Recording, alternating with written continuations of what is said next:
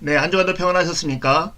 교회 여러분, 오늘은 팀 켈러의 기도 10장 말씀을 묵상하라, 곱씹으라 마음을 쏟으라, 반응하라, 그리고 기도하라는 주제로 함께 나누겠습니다. 여러분도 그런 경험 있으십니까? 오랜만에 만나서 너무 반가운데 서로의 안부를 묻고 나면 할 말이 없는 상태. 자주 만난 사람일수록 할 말이 많고 자주 만나지 않으면 할 말이 없죠. 기도의 자리에서도 마찬가지인 것 같아요. 기도하려고 오랜만에 마음을 먹고 딱 앉았는데 5분 10분을 견디지 못하고 잡념이 들고 생각이 흩어질 때가 참 많죠. 주기도문으로 변조국을 만들어서 기도하는 그런 단계까지 이르렀다면 여러분, 기도의 깊이를 좀 더하고 싶고 사랑하는 하나님과 더 깊은 대화를 나누고 싶지 않습니까? 오늘 이 관은 그런 것들을 돕는데 아주 유효한 내용이 담겨져 있습니다. 기도의 깊이를 더하는 것은 바로 묵상이라고 제시합니다. 기도의 깊이를 더하는 묵상이란 무엇일까요? 그것은 기도로 들어가는 문턱과 같습니다. 자동 청소기가 문턱에 걸려서 넘어가지 못하는 거 있잖아요. 문턱을 넘어가야 그 다음 방을 청소할 수 있듯이 묵상을 하면 우리의 기도의 장애물들을 넘어서서 더 깊은 기도로 들어갈 수 있다고 하는 것입니다. 하나님의 말씀을 깊이 신뢰하고 반응할 때 기도는 주님과 나누는 대화가 됩니다. 수많은 전문가들이 지적하듯이 행동 과다와 주의력 결핍 장애에 빠진 현대사회는 속도가 떨어지는 성찰과 묵상을 실종된 기술쯤으로 만들어 버렸습니다. 그러나 기도가 참으로 하나님과 나누는 대화가 되려면 규칙적으로 성경을 깊이 묵상하고 그분의 거룩한 음성을 듣는 과정이 필수적입니다. 기도의 깊이를 더하고 싶습니까? 묵상하십시오. 그런 묵상의 두 번째의 그림 언어는 성경 연구와 기도 사이를 잇는 다리라고 하는 것입니다. 적잖은 크리스찬들이 학구적인 자세로 성경을 공부한 뒤에 곧바로 기도에 뛰어드는 패턴으로 경건 생활을 꾸려갑니다. 하지만 성경 연구와 기도 사이에는 중간지대, 다시 말해서 둘 사이를 연결하는 가교 같은 지점이 존재합니다. 그것이 무엇일까요? 하나님의 임재와 권능을 깊이 체험하는 길은 이루 헤아릴 수 없이 다양하지만 영적으로 더 깊이 기도의 세계로 들어가는 통상적인 경로는 바로 말씀 묵상인 것입니다. 여러분, 기도의 깊이를 더하여 하나님과 더 깊고 오래된 대화를 나누고 싶으세요? 그러면 묵상하십시오. 묵상에 대한 세 번째 그림 언어는 생각하고 깊이 되새기는 것입니다. 성경 어느 본문을 묵상한다는 말에는 미리 치열한 연구와 해석을 거쳐 그 뜻을 파악한 상태라는 전제가 깔려 있습니다. 특정한 본문을 이해한다는 건 곧 두 가지 기본적인 질문에 답할 수 있음을 가리킵니다. 여러분, 성경을 연구한 다음에 이 질문을 해보십시오. 첫 번째는 저자가 본문을 통해 전달하고자 하는 메시지는 무엇인가 하는 것에 답할 수 있어야 합니다. 둘째는 성경 전체를 놓고 볼 때 본문은 어떤 역할을 하는가, 복음의 메시지와 그리스도를 정점으로 크게 돌아가는 성경의 이야기에 어떻게 이바지하고 있는가 하는 문제입니다. 이런 연구가 끝난 다음에 깊이 생각하고 소가 되새김질하듯이 생각을 되새김질하는 것, 그것이 묵상입니다. 묵상을 할 때 기도의 깊이가 더해집니다. 여러분, 기도의 깊이를 더하고 싶으세요? 그렇다면 묵상해야 합니다. 묵상의 네 번째 그림 언어는 성경을 마음 밑바닥까지 끌어들이는 것이라는 것입니다. 묵상은 영적으로 성경을 맛보는 일입니다. 말씀 가운데서 기쁨을 누리고 달디단 가르침을 맛보고 인간의 됨됨이를 깨닫고 믿으며 펼쳐 보여주시는 하나님의 성품과 역사에 감사하며 찬양하게 합니다. 묵상은 또한 영적으로 성경을 소화하는 작업이기도 합니다. 삶에 적용하고 한 구절 한 구절이 어떤 영향을 미쳤으며 현재 상태와 앞길을 구체적으로 진단하고 어떻게 이끄는지를 숙고하게 하는 것입니다. 기도의 깊이를 더하고 싶습니까? 그렇다면 여러분, 묵상하십시오. 그렇다면 묵상을 어떻게 해야 돼요? 라고 질문할 수 있잖아요. 오늘 이 책에서는 존 오웬이라고 하는 청교도 신학자가 가르쳐준 묵상의 세 가지 단계에 대해서 소개합니다. 묵상의 세 가지 단계 중에 첫 번째 단계는 생각의 초점 잡기입니다. 이것은 곱씹으라는 명령으로도 말할 수 있습니다. 이 첫 번째 단계는 성경의 진리를 바라보는 명료한 시각을 선택하고 확보하는 이른바 생각의 초점을 잡는 과정입니다. 엄정하고 확고하게 정립된 묵상을 통해 일단 특정한 주제에 관한 여러 사상과 상념들을 바로잡고 누르고 질서를 세워서 신령하고 거룩하게 정돈하려는 데 그 뜻이 있습니다.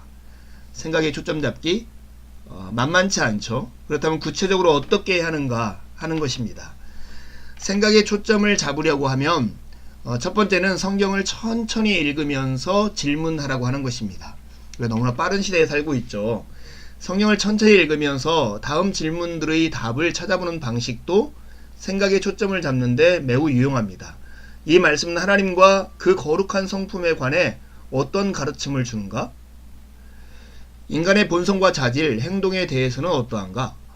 그리스도와 그분이 베푸신 구원, 교회, 하나님의 백성들 사이에서 살아가는 삶과 관련해서는 어떻게 가르치는가?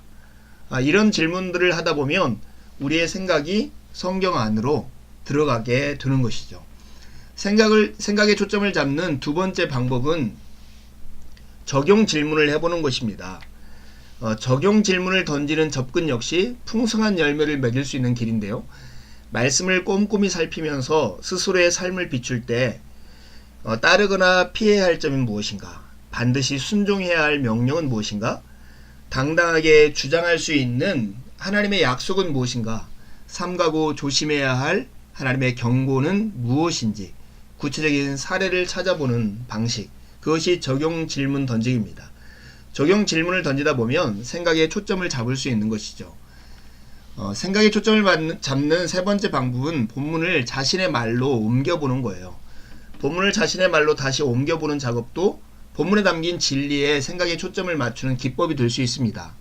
말씀을 읽고 나서 성경을 덮은 다음 다시 말해보라는 것이죠. 그리고 나서 다시 말씀을 읽으면 얼마나 많은 내용을 놓치고 있는지를 알게 될 것입니다. 이만하면 됐다 싶을 때까지 같은 과정을 반복해 보십시오. 특별히 묵상한 다음에 자녀들이나 남편이나 아내에게 아니면 부모님에게 이렇게 이야기를 해주다 보면 이 본문이 새롭게 더 자세하게 들리게 될 것입니다. 생각의 초점을 잡는 네 번째 방법, 그것은 암송입니다. 말씀을 묵상하는 으뜸 가는 방법이 바로 암송이에요. 송두리째 외워버리는 식의 공부는 대단히 유서 깊은 학습법임에도 불구하고 요즘에는 과거보다 활용도가 떨어져 아쉽기 짝이 없습니다.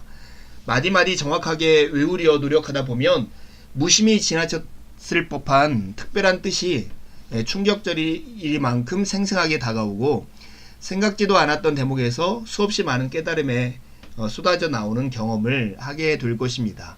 우리 주보에 나와 있는 매주 암송 구절, 그것을 암송하는 것도 여러분에게 큰 도움이 될 것입니다. 존 오웬에게서 배우는 묵상의 세 가지 단계. 첫 번째는 생각의 초점을 잡는 것이었습니다. 두 번째 단계는 그럼 무엇일까요? 두 번째 단계는 말씀에 소망을 두고 마음을 기울이는 것입니다. 마음을 쏟는 것이죠. 이것을 루터는 독백이라는 말로 이렇게 사용했는데요. 하나님의 말씀이 스스로의 됨됨이와 삶, 그리고 갖가지 관계에 어떻게 작용하며 영향을 미치는지 살핀 뒤에 제 마음에 호소하고 설파해서 그 진리가 스며들게 하며 마침내는 거짓 소망을 버리고 태도와 감정, 헌신의 방향을 전면 수정하게 만드는 일을 가르칩니다. 이것이 바로 말씀에 소망을 두고 마음을 기울이는 행위이죠. 어떻게요? 어떻게 하면 말씀에 소망을 두고 마음을 기울일 수 있을까요? 그것은 우리가 용기를 내어서 우리가 묵상한 그 말씀과 우리의 삶을 직면하게 만드는 진리와 대면하기를 통해서 할 수 있습니다. 루터는 마음에 떠오르는 진리를 붙들어 가르침으로 받아들이고 나면 곧바로 그 말씀 가운데 드러난 하나님의 성품 가운데 찬양할 만한 면모, 스스로 회개해야 할 허물, 간구해야 할 일들은 무엇인지 골똘히 궁리했습니다. 매번 진리를 하나님과 자신, 그리고 세상에 들이댔던 것입니다. 하나님이 하필 오늘 그 말씀을 보여준 까닭은 무엇일까? 지금 생활 중에 벌어지고 있는 일 가운데 오늘 묵상한 말씀의 진리가 의미를 가질 만한 상황은 무엇일까? 이런 질문을 하며 살았다고 하는 것입니다.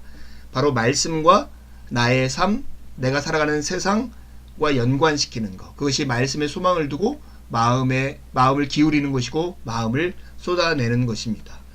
여러분, 묵상의 세 가지 단계, 존 오웬이라고 하는 청교 신학자에게 배우는 세 가지 단계, 생각에 초점을 맞추고 잡고 마음을 쏟아들인 다음에 해야 하는 일이 무엇일까요? 세 번째 단계는 즐거워하거나 부르짖기입니다.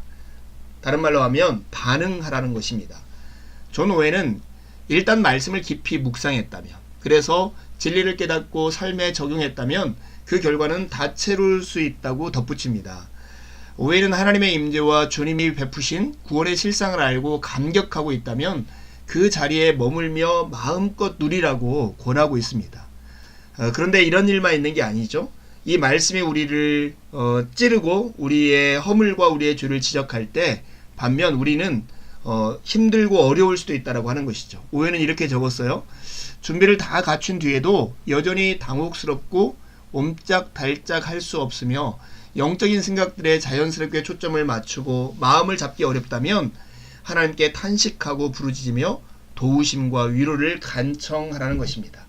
여러분, 묵상이 마친 다음에 하나님을 찬양하는 것뿐만 아니라 이 탄식하며 도우심을 구하며 위로를 간청하는 것이 잘못된 것이 아니고 묵상의 자연스러운 반응이라고 하는 것입니다. 여러분, 기도의 깊이를 더하려 한다면 묵상하십시오. 묵상을 어떻게 해야 하냐고요? 오늘 오웬에게서 배우는 세 가지 단계, 마음의 초점을 잡고 마음을 쏟아붓고 하나님께 반응하는 것, 이렇게 묵상을 해보십시오. 묵상 중에 최고의 묵상, 그것은 말씀 묵상이지만 말씀 묵상의 그 진수, 그것은 육신을 입은 말씀을 묵상하는 일입니다. 육신을 입은 말씀, 그분이 누구일까요? 바로 하나님의 말씀이 바라보는 지향점인 예수 그리스도입니다. 예수님은 으뜸가는 우리의 묵상 대상이기도 합니다. 그분 자체가 하나님에 대한 묵상이기 때문입니다. 그리스도는 현실적이고 구체적이며 현장에 적용된 하나님의 진리입니다. 마침내 심판 자리에 당당히 설 수 있게 하는 분이며 성령의 열매를 주시는 분입니다. 그리스도인이라면 주님을 묵상하는 동시에 그분과 더불어 묵상해야 하는 것입니다. 여러분, 묵상을 통해서 기도의 깊이를 더해 보십시오. 두 가지 질문을 던지려고 합니다. 기도의 깊이를 더하는 말씀 묵상을 어떻게 해야 하는지에 대한 존 오웬의 세 가지 단계가 무엇인지 한번 말해 보시겠습니까? 두 번째는 기도의 깊이를 더하기 위한 묵상을 꾸준히 하려면 여러분은 누구의 어떤 도움이 필요하십니까? 주일에 만나서 더 깊은 교제를 나누겠습니다. 감사합니다.